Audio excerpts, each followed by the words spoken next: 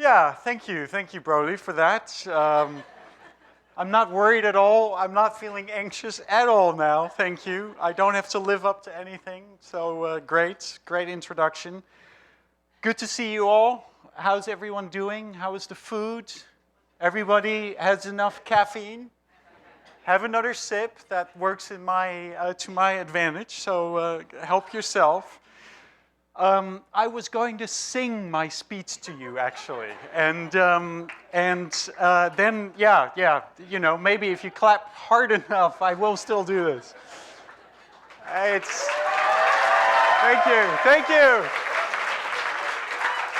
thank you. No, that's great, and I'm really sorry to say I have friends. That part is nice, but when I rehearsed my song speech with them, they made me promise never to sing again, not even by myself in the shower. So great friends, and I thank them, but yeah, they care for me, and for you as well. So let's move on. A regular speech. As some of you know, I'm always in a bit of an existential crisis, right? That comes with being Willem, and especially so around speech time. It's really much worse. So the other day I was thinking, life is hard. No, anyone disagree? Life is hard occasionally. It isn't easy. Sure, there is beauty and joy, but also plenty of suffering. Yet we love it.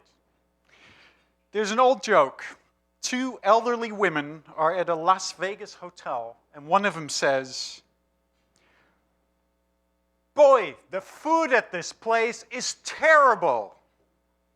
And the other one says, "Yeah, I know, and such small portions." Well, that's essentially how I feel about life. As Woody Allen has expressed it so delicately, life is full of misery, loneliness, and suffering, and it's all over much too soon.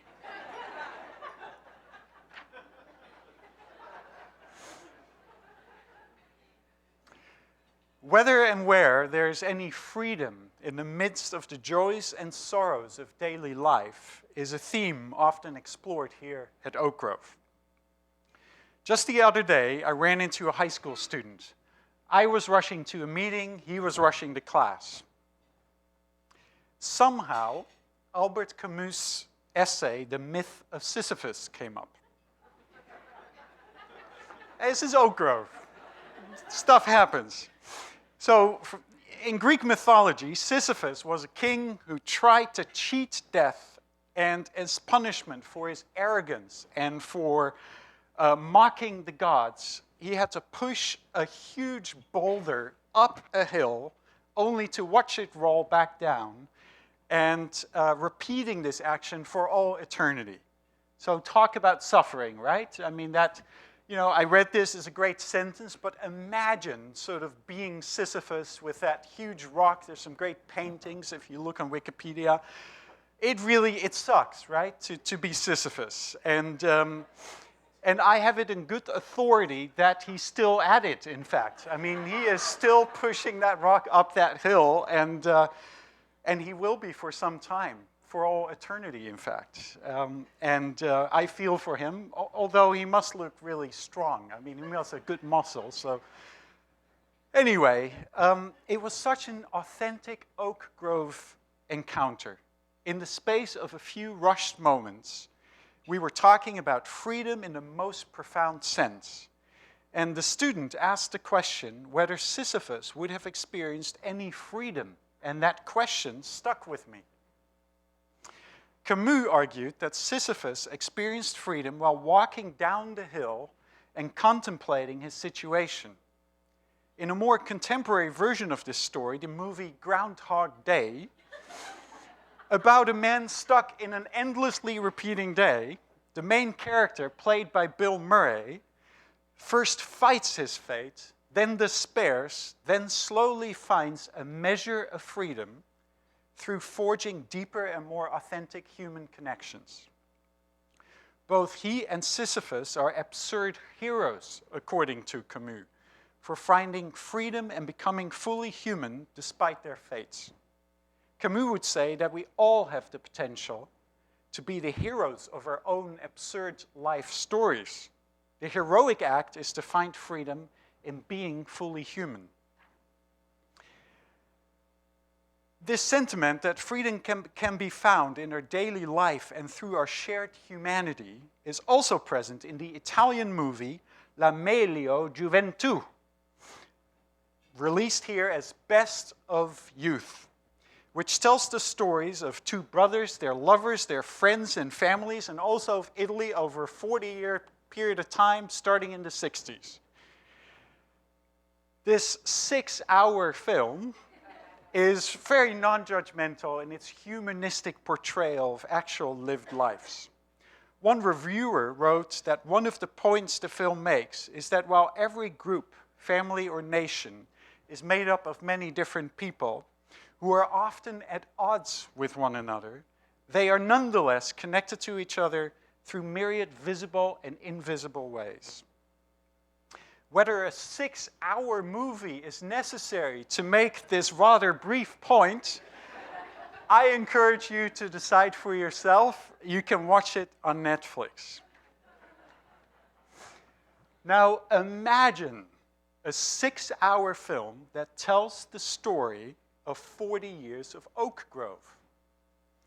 It could also be called Best of Youth and would be filled with a colorful melange of individuals, us all here and many others who are not here, many larger than life, sometimes at odds with one another, but ultimately bound together by our shared humanity and our interest in exploring it. 40 years of trying to create a rich, meaningful, and nourishing educational environment for students we hope will make a positive difference in the world. The movie wouldn't be perfect, sure, in the same way that we aren't. At times, I, for example, wish we were all a little more Italian. Gluten-free pasta does not seem to me the way forward for our world. But hey, it would be human and real and messy and meaningful. Who do you think would have been the best director to direct this film? Bergman? Fellini? Tarkovsky, maybe? I like Hitchcock. Introduce a little suspense. You know, we'd need a murder, but, you know, that can be arranged. Now, where I'm going with this, you may be wondering.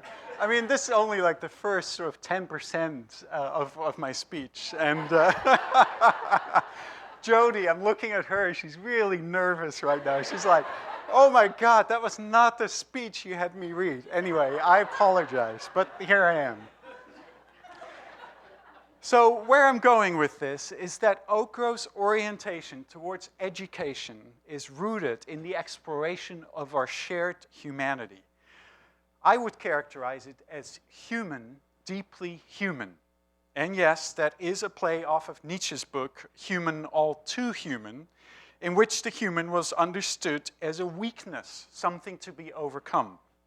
At Oak Grove, the human is seen as a strength. It is the material we work with every day. In everything we do, we try to be human, deeply human, to give all our children the sense that they matter, that they are seen and known, that they are deeply cared for and valued. This bears repeating because it is at the heart of our work here. All our children matter. They are seen and known, cared for and valued by the adults here. In the unlikely case that you need reminding, the adults here are pretty remarkable. Before winter break, I asked our teachers about the values they would want their students to have in their present and future lives.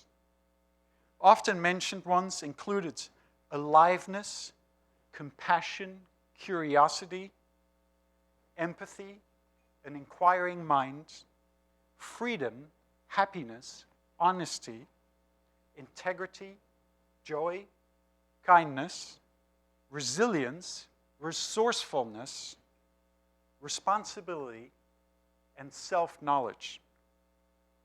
Mind you, these are not just words. Each of these values finds its way into the lived experience of our students here. And the following story illustrates this.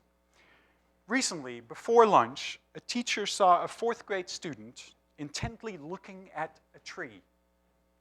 He stood there for a long time, watching, watching, watching.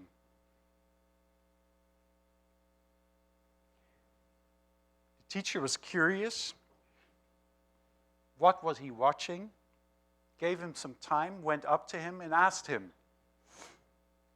"There's a squirrel in the tree eating an avocado," he said.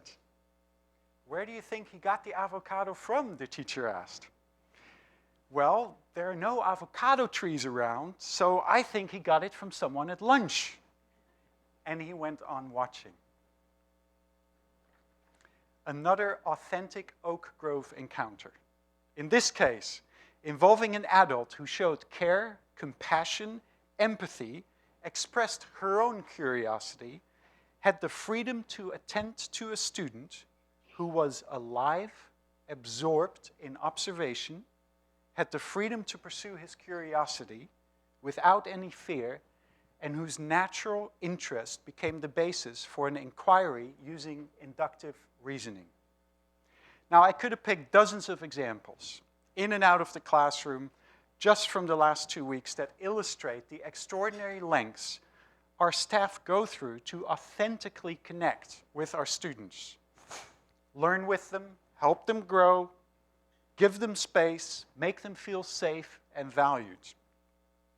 These are people who go above and beyond the call of duty on a daily basis, out of a deep conviction that what they do matters. They and their students need your support. What we offer here at Oak Grove is precious. Our human, deeply human approach to education cannot exist without your gifts. In a moment, you will decide to what extent to support us. However, before we get there, I would like you to know what your gift will be used for. To support teacher salaries and professional development opportunities. Financial aid for families who cannot otherwise afford to come to our school. New decks, new roofs, new siding for our weathered buildings. Fully repaired and functional tennis courts. A basketball court. Repairs to our athletic fields. And fencing and entrance gates for campus safety. Now, your gift will impact many areas at school, at our school, but one most importantly. Woody Allen's educational experience was not the best. "I had a terrible education," he once said. "I attended a school for emotionally disturbed teachers." Now, looking at our alumni who are here with us today, they might say that about me for inflicting a rather heavy workload on them, but not about many others, and sorry for that. No, I think they will characterize our school as a human, deeply human place with its flaws and quirks, where they were surrounded by a community of colorful people, some larger than life, who made them feel known and cared for and gave them the sense that they mattered. A place that inspired them to discover what they were passionate about and invited them to reflect on how to give meaning to their lives and impact the world, and that urged them to find a measure of freedom within. So, most importantly, your gift will preserve this precious atmosphere and will help shape the lived experiences of this and future generations of students who will pass through our school to bring out in them the best of youth. Thank you.